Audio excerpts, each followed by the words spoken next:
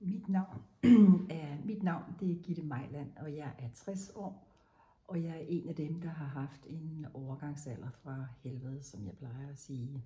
Så de sidste 17 år cirka har overgangsalderen og diverse symptomer fyldt i meget i mit liv. Og jeg har lovet at prøve at sætte ord på, hvordan et tema som døden påvirker ind i den her livsfase. Og sådan som det i hvert fald er kommet til udtryk i mit eget liv, så har det ligesom været 3 ben, kan man sige. Der er den helt personlige død, altså erkendelsen af, at vi skal dø. Jeg er dødelig, min tid er begrænset, og der er ikke nær så lang tid tilbage formentlig, som jeg allerede har levet. En barsk erkendelse. Et andet ben, det er der, hvor det er vores pårørende, det er folk omkring os, der begynder at dø. Måske vores forældre, mange af os mister dem i den her alder også, og for mange er det også måske første gang, at man ser et dødt menneske. Og endelig så er der den tredje, som er en psykologisk død, men hvor der så også følger en genfødsel eller genopstandelse. Så jeg vil prøve at tage jer igennem, sådan som det har udspillet sig i mit eget liv. Jeg var i starten af 40'erne, da de første symptomer begyndte at melde sig hos mig. Jeg anede ikke, at det havde noget som helst med hormoner at gøre. Jeg var helt sikker på, at jeg var alvorligt syg. Altså jeg kunne mærke, at der var noget helt galt i min krop.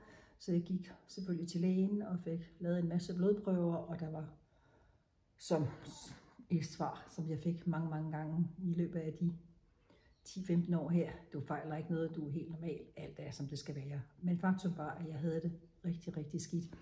Og nu må jeg heller lige tage brillerne på, fordi jeg har en lang liste af noget af alt det, jeg har været igennem. Noget af det første, det var den her følelse af at være syg, simpelthen.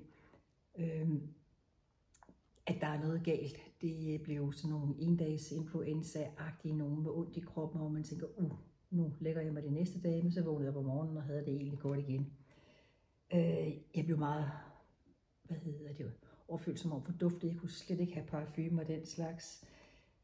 Tågehjerne begyndte ondt i hele kroppen, tør hals, tør næse, svimmelhed, og synet blev påvirket, og man kan sige, at det eneste jeg ikke havde, det var hedeture.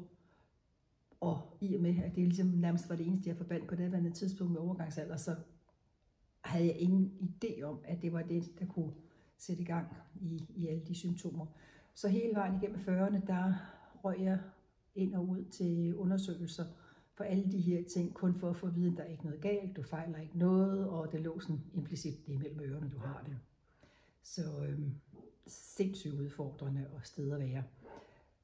Men som noget af det første, da jeg mærker den her sygdomsting, bliver jeg bange. Jeg bliver rigtig bange, fordi jeg tror simpelthen, at jeg skal dø. Min yngste er kun en 4 år på det tidspunkt. Og jeg er alene med begge børnene, og jeg har et større firma, og der er hele tiden på toppen af mit liv, og synes, alt går fantastisk, hvis det ikke lige var det her, der begyndte at mure i kroppen. Så jeg var ret sikker på, at jeg fejlede noget, som lægerne bare ikke havde opdaget. Så det gjorde i min krop, det var, at jeg begyndte at få en dødsangst, den her, jeg skal dø fra mine børn, og det blev sådan en ting, jeg var meget alene med, og tit lå om aftenen, inden jeg skulle sove, og blev konfronteret med den der dødelighed, og som det næsten ikke er til at være med, og det ord, som er jo helt ubærligt, når man har børn. Og vil jeg sige, altså den eneste giveaway, jeg egentlig har med det, hvordan man er i det er simpelthen at flytte tankerne. Altså det hjælper simpelthen ikke, når hele dramaet er op der, at forsøge at tænke det videre. Så flyt det, erstat det med nogle gode, positive tanker. Og så hos mig, der stod det på i hvert fald et par måneder, som jeg husker det, hvor det virkelig var intensivt. Og så klingede det langsomt af, sådan over tid, men det lå der hele tiden, fordi der var hele tiden symptomer, så jeg havde det lidt sådan, det er bare et spørgsmål om, hvornår de finder ud af, hvad jeg fejler. Da jeg når hen i slutningen af 40'erne, der kommer døden så rigtig på besøg. Min mor dør ud af det blå. Det var ikke nogen, der vidste, at hun var syg. Det var en defekt hjerteklap, så hun døde simpelthen fra den ene dag til den anden. hjemme, hvor folk lige var ringet. Der var ringet 112. Så der fik jeg for første gang den her, shit mand, ikke? Altså, nu er man ved at være næste nummer i rækken, og det jeg måtte ind og se min mor ligge der og være død. Men man kan sige, det positive i det var, at jeg ligesom var meget i ro med det, fordi selvom hun døde for ung, hun blev kun 69, så havde jeg ikke noget i klemme i forhold til hendes død, og det hun ikke var der. Vi havde ligesom fået sagt det, der skulle siges. Der var ikke noget, der hang. Og det kan jeg i hvert fald anbefale, at hvis man har sådan nogle ting, så for guds skyld se at få ryddet op i dem i den her alder. Det gør de tab, der så kommer uvilkårligt, meget, meget nemmere. Næste, der sker, jamen det hvor døden kommer på besøg, det er, at nogle år senere, hvor min gamle far har nået en alder, hvor han når at blive 84 og har Parkinson, så det er hans tid. Den er ikke længere, det er okay, det er altid hårdt at miste, men det var okay, og jeg sad med ham, og det var en langsom proces, og det vil være løgn at sige, at døden er smuk, fordi det er den sgu aldrig. Mit liv er grimt. Ja, der er ikke noget positivt der, men følelserne i rummet, der kan komme en magi til stede, og en dyb kærlighed, så det blev sådan den næste indførelse i døden, hvordan den kan spille. Og også her har jeg været heldig, fordi jeg havde heller ikke nogen hængepartier i forhold til min far, så det blev egentlig også i sig selv en okay proces, selvom det jo altid er hårdt at miste. Der går så kun, hvad gik der? Et lille år, 3/4 år, så bankede corona på. Det var så en helt anden dødsproces. Dels blev vi konfronteret med alt det her farlige, vi alle sammen kunne dø, vi anede ikke, hvad det var, så røg tilbage igen. Og på det tidspunkt, der var jeg så nogle år forinden faktisk blevet diagnosticeret med en medfødt lungesygdom. Og det gjorde jo lige pludselig, at nu var jeg ekstra i risikogruppen, så det her hele processen af det at være dødelig blev ekstra voldsomt.